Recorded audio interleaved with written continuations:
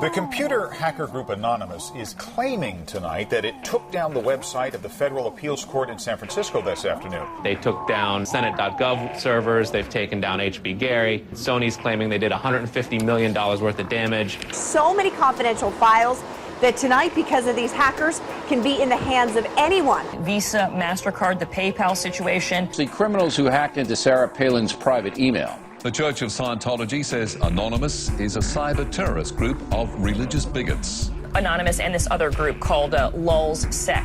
They seem to be wanting to prove a point.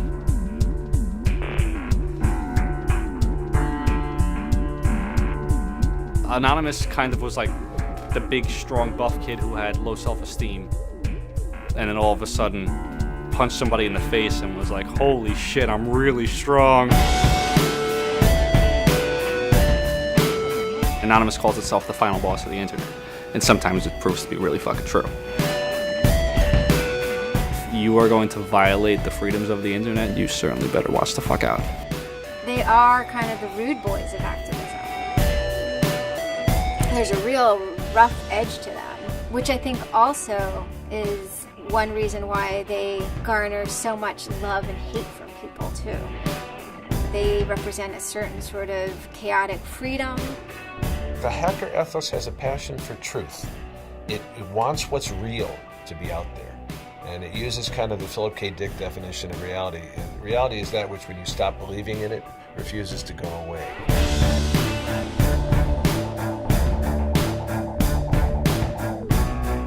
We stand for freedom.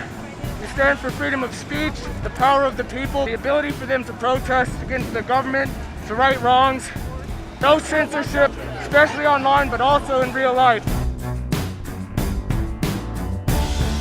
We have members throughout society and all stratas of it worldwide, yet we have no leadership. It's one voice, it's not individual voices. That's why we don't show our faces, that's why we don't give our names. We're speaking as one, and it's a collective. Good timing. So the FBI shows up at 6 in the morning and they drag me out into the cold, and there's guns and a little LED flashlight in the vest. It was really obnoxious. If you so much as sneeze on someone's tablet and the government's not happy about it, then you're a hacker. There's people that are dying for a flag, and they're being lied to. And maybe it's time for a new law. If I get the chance to do that, then so be it. And if 14 other people that are with me get the chance to do it, then so be it.